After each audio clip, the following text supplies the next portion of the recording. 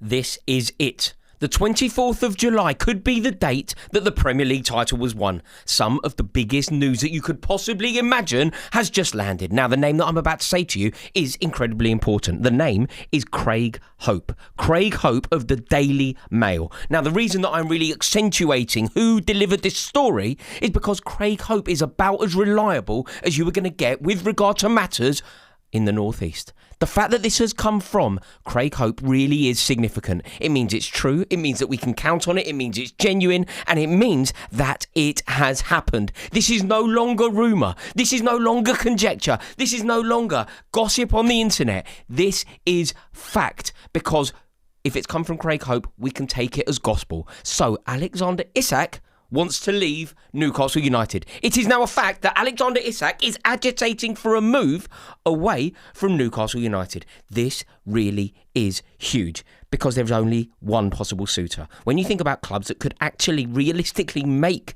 this move for Alexander Isak work, there is literally only one club. I'm immediately discounting the opportunity of Al Hilal signing Alexander Isak. I see it as nonsense and I don't really want to talk about it anymore. The only club that can actually make this work, it's Liverpool. Liverpool are his only possible destination. And now he is openly looking for a move. Liverpool have the green light to try and trigger a move. They have the green light to try and possibly spend, 150 million quid? Alexander Isak has not gone to Singapore with his teammates. I therefore believe that Alexander Isak will never play for Newcastle United again. The fact that he has already turned his back on his teammates, he has left Eddie Howe, he has not travelled with his team, it makes it impossible for him to play for them again. So he will be leaving Newcastle United. Therefore, he needs a new club. Therefore, he will have to play somewhere else. And surely now, the only way that he can continue his career, his glowing career, his glittering career, is by playing for Liverpool Football Club. And I feel like this was always going to happen. You know, I did a video with Adi Oladipo on this very channel just yesterday where we spoke about the potential of this happening. And Adi, despite being a Liverpool fan, maybe you adopt a slightly more pessimistic outlook when you are a Liverpool fan. He said that he didn't think this was possible to get over the line. I always felt like it was possible. It actually feels like an obvious fit. What we have at the moment is we have the best striker in the league currently playing for the team that finished 5th in the league. So the best striker plays for the 5th best team. That isn't how things usually align. What usually happens is the best striker plays for the best team. The best striker competes for the title. The best striker competes for European silverware. And Alexander Isak is not capable of being part of a team at Newcastle United that are going to win the Premier League title. At Liverpool, almost it's a shoo-in. It's such a snug fit. And when you think about who Liverpool are currently, when you think about the Liverpool Sporting Project currently, there is no more inspiring project in world football than what is going on at Liverpool Football Club. And naturally, Alexander Isak wants to be a part of that. When you are as good at football as he is, when you can obviously do the business in the way that he can, he needs to be lining up with the very best. And this challenge, this project, this exciting manoeuvring that's going on at Liverpool at the moment, it is so enticing for a footballer of his quality.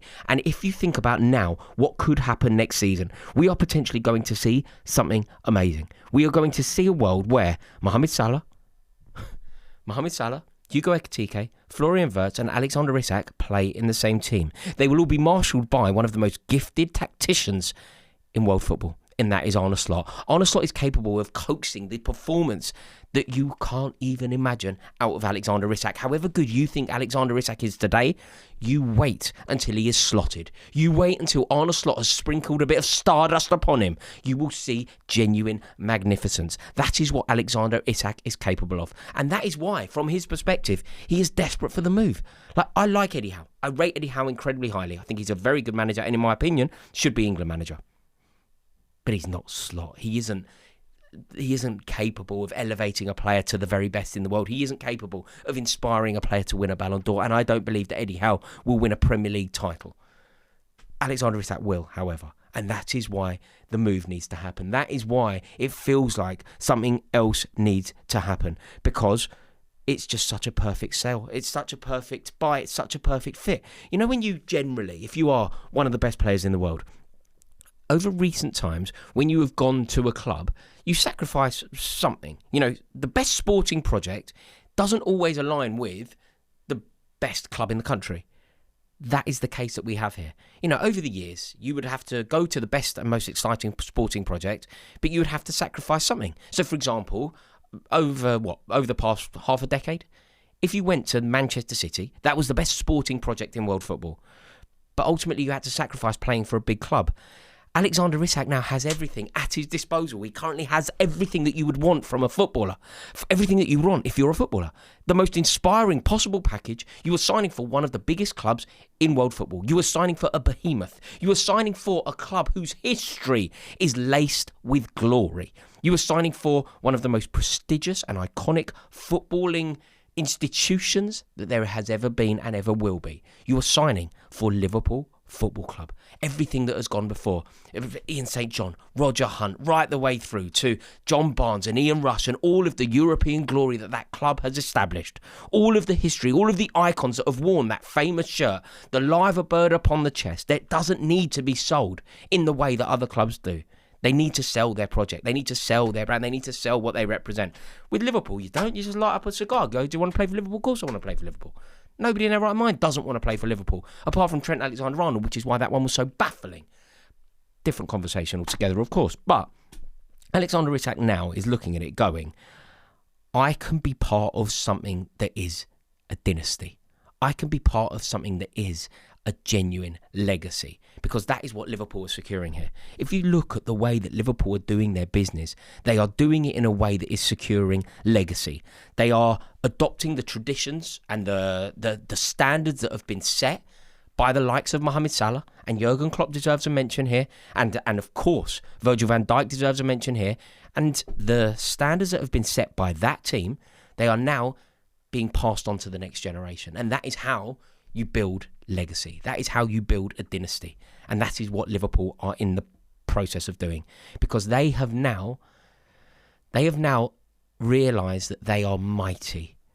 And being champions almost makes you mighty. So what they're doing is they are now throwing around their might and their financial clout and their reputation. And they are signing players from the noses of other players, from under the noses of other players. So for example, Hugo Ekitike. Let me give you an example. Hugo Ekitike was a Newcastle player. I had read that he was a Newcastle player. I had understood that he was a Newcastle player. And I was away and I had read the headline that he was a Newcastle player. And I went to bed. I assumed that was what had happened. And that had happened until Liverpool decided, you know what? We're going to have a cigar. We're going to have a drop of whiskey. We're going to throw our weight around. We're going to make a few phone calls. We're going to do a bit of posturing. We are going to get our man. We are going to ignore Newcastle's pursuit. We're going to blow them out the water with who we are. We're going to bring him in. And they're doing it again here. Gone are the days where Liverpool miss out on players. Gone are the days when Liverpool lose their best players to other clubs, other Premier League clubs, other European clubs. Gone are those days. You know, over the years, you think of the times that Liverpool have got really close to a player and the player, for one reason or another, has chosen a different sporting project or footballing institution. For example, Sol Campbell, when he left Tottenham. Sol Campbell could easily have ended up a Liverpool player. Liverpool were pursuing him. Liverpool wanted him. But Arsenal were mighty at the time. Arsenal were double winners. Arsene Wenger's sporting project was more enticing than what was going on at Liverpool at the time. And therefore, Sol Campbell went to Arsenal. Damien Duff, when he left Blackburn Rovers, one of the most exciting footballers in world football. Damien Duff went to Chelsea when it looked like he was going to Liverpool. Nemanja Vidic, when it looked like he was going to Liverpool, he ultimately ended up at Manchester United. Not anymore.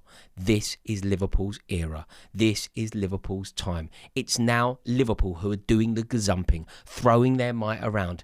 They are the champions and they are using the power that goes with that. And that's how you do business. That's how you create legacy. That is how you become a true great. And anybody that is getting the hump with Liverpool, you're missing the point. This is what they are supposed to do. When you are champions, you enhance yourselves. You make it very difficult for anybody to wrestle that title from you. And I think Steven Gerrard used the quote, and I think it's so perfect from Gerrard. The quote was that you fix the roof when the sun is shining. You don't wait for it to rain to sign a good striker. You don't wait for it to rain to bring in Ekitike. You don't wait for a desperation to ensue before you make these moves. You fix the roof when the sun is shining. You strengthen when you're at your strongest. It's what Chelsea did when we created a dynasty. We had a situation where we had the best midfield in the league. This young, prodigious player was doing the business in France. Everybody wanted to sign him. His name was Michael Essien. We already had the best midfield, but we signed him anyway.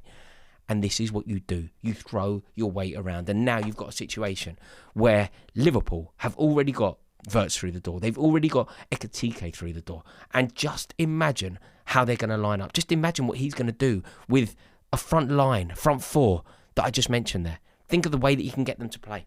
Like Ekitike could play instead of Alexander Isak, or he could play alongside Alexander Isak. He could play wide, he could play through the middle. It's this gift that Arne Slot has. And remember, we are going into a season where there's an AFCON. They are going to be without Mohamed Salah, and we know that has affected them in the past. Not anymore. That is not going to be an issue this season. So, Liverpool have actually got their man. It is truly incredible that they have brought their man in. And if you think about what this means for who Liverpool are, if you think about what this means for the statement that they have made, they are making marquee signing after marquee signing. And that is why this transfer window is going to go down in history, potentially, as the best transfer window of all time. And I genuinely mean that. And here's why.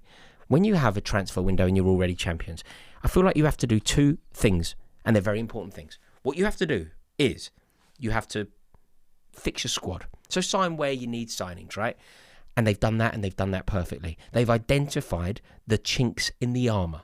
They've identified the Achilles heel of the squad. So, for example, where did Liverpool need to improve? If you'd said this 6 weeks ago, where did Liverpool need to improve? You would go left back. Andy Robertson, for example, he needs help. He isn't quite the player that he once was, the dominant, marauding fullback. That isn't who he is anymore. He didn't have a great season. Tsimikas isn't good enough to play for Liverpool. So what do? They identify the best in class that they can possibly get, and they go and they sign him. They needed a striker. What do? They go and they sign the best in class in Ekitike that they can get without any kind of transfer saga, and they get him in, and they get him in early, and they get him training with the squad, and they get him on the Far East tour, and he's gone. In the bag, done. Then what do, though? Then it's about statements. So they'd already got Wirtz in, and they made the best statement that they possibly could, but then it's about the marquee player where you throw your weight around. And now it doesn't matter if Liverpool get drawn into a transfer saga. You know, if this one becomes a problem, Isak goes on strike, Liverpool put in a bid, Newcastle file complaints. You know, if it gets really murky. If it gets really murky and they get their man, it doesn't matter. If it gets really murky and they don't get their man, it doesn't matter. They've got Ekitike. They've clearly got enough goals in that team. They've already got Wirtz and Ekitike through the door. In an attacking sense, when you've already got Mohamed Salah in the team, that is clearly enough. But they want more, because winning is infectious and we get greedy. And that is what Liverpool have done. They want it all. They want the European Cup. They want the cars and the fancy crib. And let's face it, they are going to get it. I cannot see anyone stopping them for the league. This process, this approach, the way that they've conducted themselves, the arrogance that they are launching themselves into the transfer window with, you can only admire it. And this could go down in history. I mean, when you think about the European Cup, the final being played in Budapest, I just cannot see a world where, I mean, potentially Dominic Szoboszlai in his hometown is lifting a European Cup. How can you see beyond Liverpool for the European Cup? I mean, this genuinely does feel like a dynasty. And what is Slot going to do? What is he going to do with his team? Are we going to see a front three? Are we going to see a front two of Ekitike and Alexander Isak with Mohamed Salah supporting from a wide berth? Like, Ekitike can play in a two. Isak can play in a two. Marmoush and Ekitike played in a two together, didn't they? And I mean, it's just amazing for Liverpool and absolutely heartbreaking for Newcastle United. I mean, all of that euphoria that we saw when they won gloriously at Wembley. You know, they went to Wembley, they beat Liverpool. Everything that came with that, qualifying for the Champions League, ending the trophy drought. It was all moving on up, and suddenly it has just gone wrong. This transfer window has just been a disaster for them. Mark Gahey, James Trafford, Brian Obermo, I mean, missing out on player after player, Liam Delap, and now having the jewel in the crown taken from them. And I think that he is gone, because he's already openly said to anyone who doesn't want to listen, to anyone who will listen, that he doesn't want to play for the club. Alexander Isak, I believe, has played his final game for Newcastle United. Alexander Isak, I also believe, is going to be a Liverpool player. And today's date, make a note of it. It is an important day in history. It is the 24th of July, 2025. It's the day that the Premier League title was won. I truly believe it. Let me know your thoughts in the comments section below. Really interested to hear what you have to say about this. If you've enjoyed the video, please give it a like. Please click subscribe. It really helps me out if you would click subscribe. It would be my honour to welcome you into this community. Thank you for watching, and I look forward to reading your comments in a bit.